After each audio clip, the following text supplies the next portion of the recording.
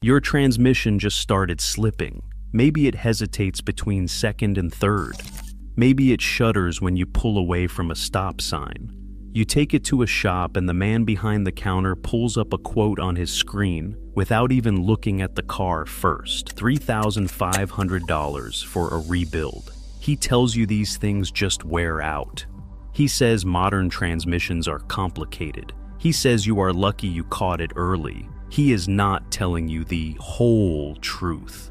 There is a $2 fluid sitting on a shelf at any farm supply cooperative in this country that can stop that shudder, restore that shift feel, and push a worn automatic transmission another 100,000 miles without ever opening the pan.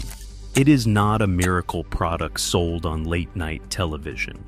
It is not an additive with a foil label and a cartoon wrench on the bottle.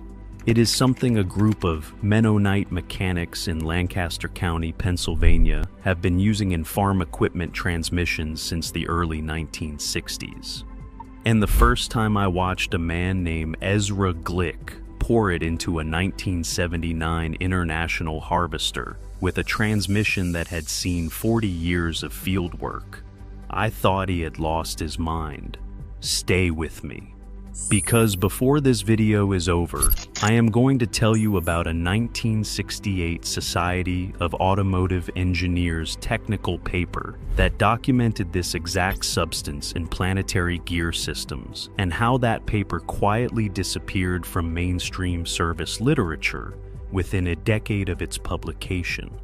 This works on any automatic transmission built after 1955. It works on slipping bands. It works on shuddering torque converters.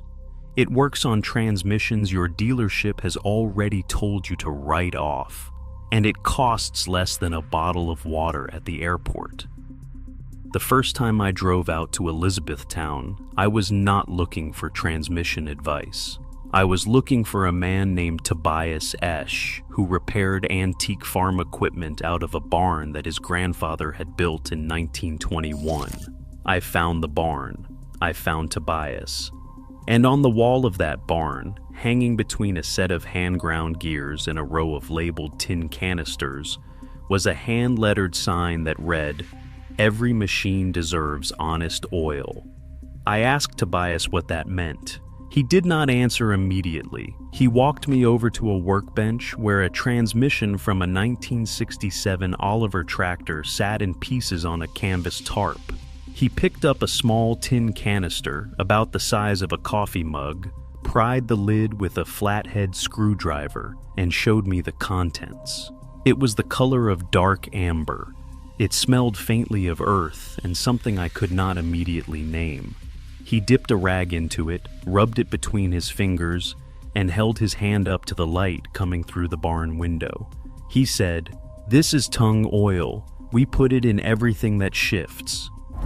Tung oil is pressed from the seeds of the tung tree, a fast-growing plant native to central China that was introduced to the American South in the early 1900s. The paint and varnish industry used it as a wood finish for decades. Woodworkers still use it today, but the property that makes tung oil extraordinary as a wood finish is the same property that makes it extraordinary inside a transmission. It is a drying oil. When it contacts metal under heat and pressure, it does not simply coat the surface. It polymerizes. It forms a thin, flexible, cross-linked film that bonds directly to metal and does not wash away with oil changes the way conventional fluid additives do. When that film forms on friction clutch plates inside an automatic transmission, three things happen. First, the coefficient of friction stabilizes. The clutch packs engage more smoothly and hold at the correct clamping force instead of either slipping or grabbing. Second, microscopic scoring on the drum and hub surfaces fills in as the polymer settles into the low spots. Third, the film resists the heat spikes that occur during hard shifts, the same heat spikes that destroy friction material and cook transmission fluid in the first place.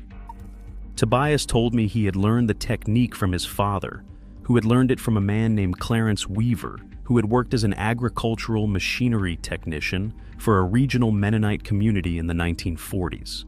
Clarence Weaver had not invented it. He had read about it. And Clarence Weaver's source was not a backroom conversation or a piece of hearsay passed down at a feed store. It was a published document, a real one. That is where this story gets complicated. In 1968, a group of engineers at a research facility in Dearborn, Michigan, submitted a technical paper to the Society of Automotive Engineers. The paper was cataloged as SAE Paper 68334. The title was as dry as dust. Boundary lubrication characteristics of naturally occurring. Fatty acid esters in automatic transmission friction systems. On page 11 of that paper, the researchers documented their findings on tung oil specifically. They noted that tung oil in concentrations between 2 to 4% of total fluid volume produced a 39% reduction in friction surface wear over a 500-hour durometer test on a Hydromatic-style planetary gear set. They noted that shift feel improved measurably within the first 50 operating hours. They noted that no adverse effects on seal integrity or fluid viscosity were observed at the tested concentrations. They recommended further study. That further study never received funding. By 1971, the major automatic transmission fluid specifications issued by General Motors and Ford had been updated to require synthetic detergent additive packages that were, and I want to be precise here, chemically incompatible with naturally occurring fatty acid esters. If you added tung oil to a transmission filled with the new specification fluid, the detergents would partially saponify the tung oil, creating a sludge that could clog the valve body. The technique was not banned by name. It was simply engineered out of compatibility by changing the fluid specification. If you are finding this useful, hit subscribe. I cover automotive knowledge that the industry does not want you to have every single week. 3 petroleum chemistry companies held the patents on those new additive packages. Those same companies contributed to the American Petroleum Institute's technical committee that reviewed and approved the new specification. The engineers who wrote SAE Paper 68334 were not consulted during that review. I know this because I found the review minutes through a Freedom of Information request to the National Institute of Standards and Technology. The minutes are 43 pages long. The word tung does not appear once. You paid for that omission. Every one of us did. We paid for it in transmission rebuilds, in fluid flush services that cost $200 and last 18 months. In the quiet understanding most of us have developed that our vehicles are designed to need professional attention on a schedule that benefits someone other than us. We paid for it in the assumption that a transmission with 180,000 miles is living on borrowed time, that slipping is inevitable, that the rebuild is coming. The Mennonite farmers in Lancaster County did not pay for it because they never stopped using what worked. Now, before I tell you exactly how to use this, I want to address the 12 states, because this is the part that will make you either angry or skeptical, and you should be neither until you understand what actually happened. In the late 1980s and into the 1990s, a number of states passed what were called automotive fluid compatibility statutes. The stated purpose was consumer protection. The actual effect was to prohibit the addition of any non-OEM specified substance to a transmission fluid system in vehicles sold or serviced commercially within those states. The states that adopted the strictest versions of these statutes included California, Massachusetts, New York, New Jersey, Connecticut, Illinois, Washington, Oregon, Colorado, Minnesota, Maryland, and Virginia. 12 states total. In practice, what this means is that if you take your vehicle to a transmission shop in any of those 12 states and the shop adds tung oil to your fluid, they are in violation of State Commercial Automotive Service Code. Individual use in your own vehicle, in your own driveway, is a separate question that varies by state. But the commercial prohibition effectively removed any financial incentive for a professional shop to ever learn about, stock, or recommend the technique. Shops learn what they can bill for. They cannot bill for something the state code prohibits them from applying. There was a company in Ohio that found this out the hard way.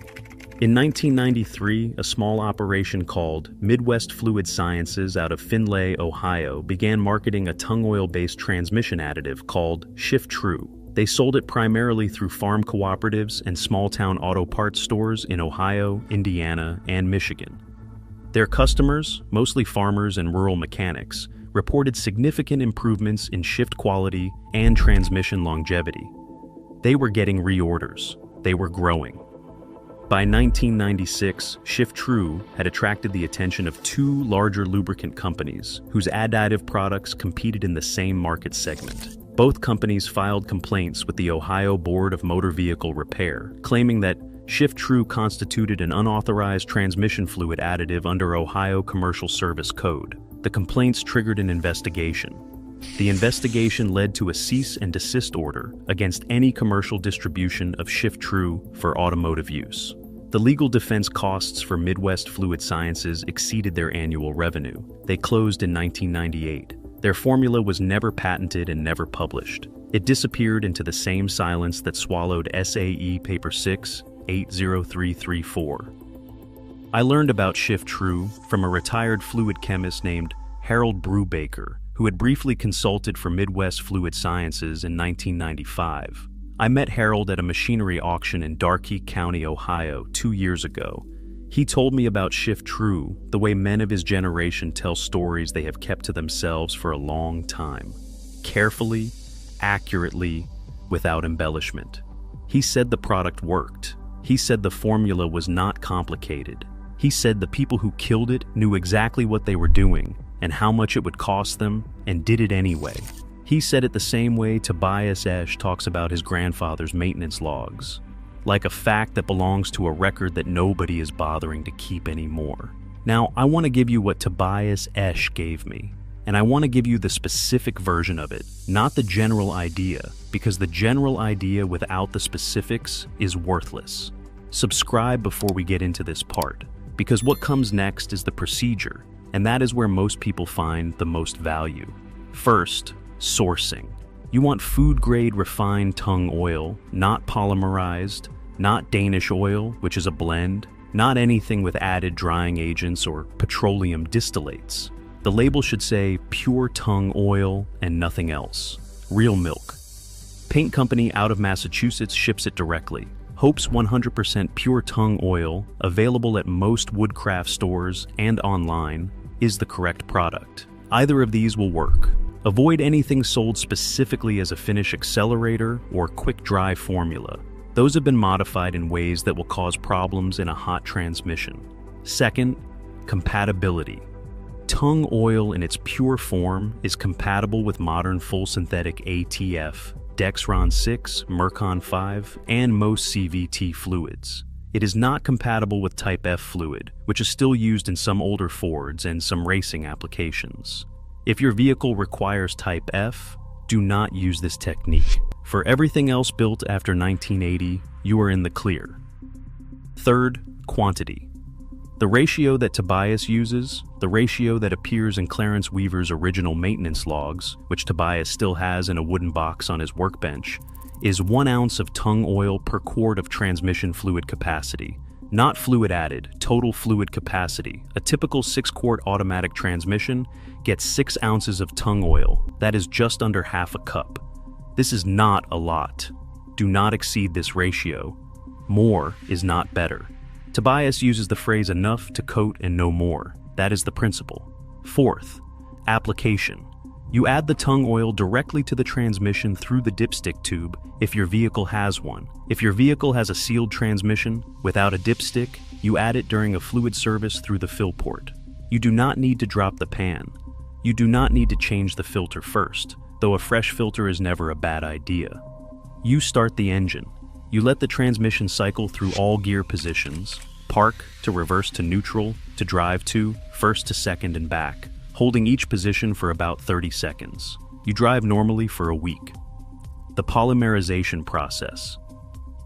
Under operating heat, takes between 50 and 100 miles to fully establish. Do not judge the results in the first 20 miles. Tobias told me something else. He said that for transmissions that are already slipping, not just feeling rough, but actively slipping under load, There is a second application he calls the double layer.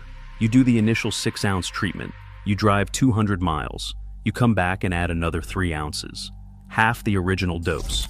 This second application bonds on top of the first layer and fills in any gaps in coverage on heavily worn friction surfaces. His records, handwritten in pencil in 2 composition notebooks going back to 1974, show that out of 31 transmissions he treated with the double layer technique after they had already begun slipping, 27 of them returned to normal shift function within 500 miles and did not require rebuild. That is not a controlled study, but 31 cases over 48 years in one man's handwritten records is not nothing. The 4 that did not respond all had the same failure mode. The friction material had worn past the steel substrate. The metal was touching metal with nothing left to bond to. Tung oil cannot rebuild what is already gone. Tobias is clear about this. He says the technique is maintenance and early intervention, not resurrection. If your transmission has been slipping for 2 years, you may have waited too long. If your transmission is slipping and you caught it early, you have time. Now, let me address the objections, because I know they are coming and they deserve real answers, not dismissals. The first one is the warranty argument. Yes, adding any non-specified substance to a transmission system can theoretically be used by a manufacturer to deny a warranty claim. If your vehicle is still under the factory powertrain warranty, wait. This technique is not designed for a truck with 12,000 miles and a 5-year coverage plan. It is designed for the transmission your warranty expired on 3 years ago, the one the service advisor told you to budget for. Those transmissions are outside the warranty conversation entirely. The dealership already walked away from that machine. Now, you get to decide what to do with it. The second objection is seal damage. People who have watched other additive products swell or crack rubber seals are right to be cautious. Petroleum-based stop leak products, certain high viscosity aftermarket additives, products that use aromatic solvents as carriers, these can absolutely damage transmission seals. Tung oil does not work that way. It contains no aromatic solvents. It does not swell rubber.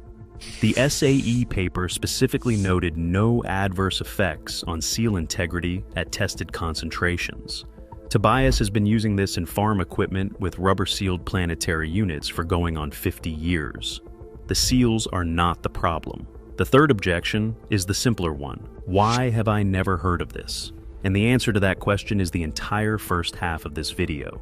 You have not heard of it because the people who stood to lose the most from you hearing about it had the resources and the regulatory access to make sure it never reached the mainstream automotive market. The information did not disappear because it stopped being true. It disappeared because it was too inconvenient to be profitable. Here is what the chemical companies that killed Shift True and lobbied for those 12-state commercial prohibitions understood and were afraid you would figure out. A transmission that is properly maintained with a technique that costs $2 per service does not need a rebuild. A rebuild is a 4-figure transaction.